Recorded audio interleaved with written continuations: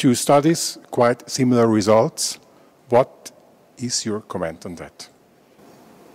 Today at ESMO, we heard about two large randomized phase 3 clinical trials, the first known as FACP trial, and the second, the large US intergroup trial, SWARP CHB 8045.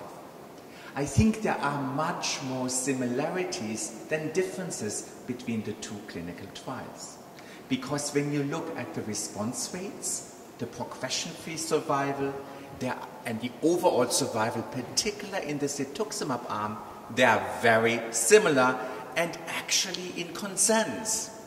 There is one endpoint which could not be seen in both, which is the overall survival on the bevacizumab arm. FOLFOX-bevacizumab in the US study reached survival over 31 months. And in the FACP trial, the survival was significantly less. I think these are actually very exciting data because we still do not fully understand why the survival in the FOLFOX or chemo-bev arm in the US is so much better than the European.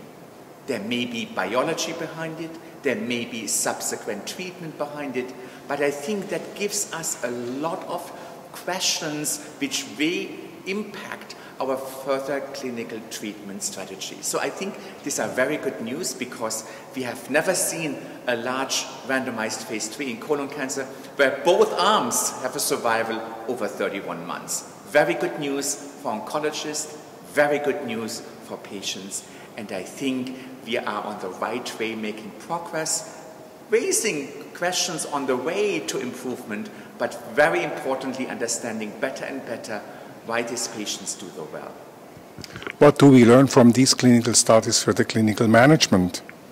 I think what we can conclude from both studies is that it's very important to test our patients for RAS mutations. And for patients who have wild-type RAS, I think there are treatment options available. Because we know, based on the treatment goal, do you want extension of life, do you want tumor shrinkage, symptom control, you can make a decision based and in balance for the potential side effects you expect with the choice of an antibody. So I think this is good news because now we have selections and choices depending what we are trying to achieve with our chemotherapy. What do you expect now from future studies? So here is my big hope because the big gold mine in the intergroup study of the US is the power of the collection of tumor, blood, and plasma samples. We collected over 44,000 tumor, tissue, and blood samples.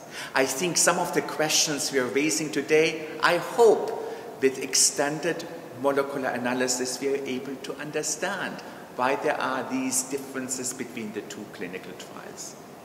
This is on the way.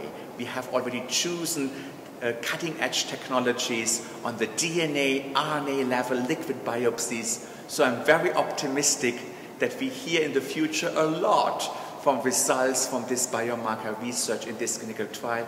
And I think very key to be understanding the different outcomes and select even better patients who benefit most from specific treatments. What is now your take-home message?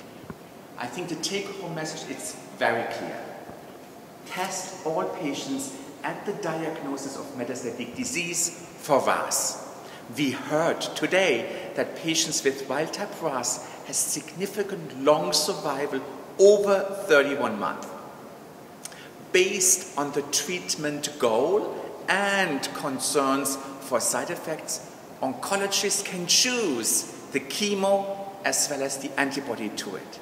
And I think that's very important that we know we are testing and choosing in a conversation with our patients depending on what we want to achieve and the potential side effects with the chemo, the most effective and the most suitable for this patient population.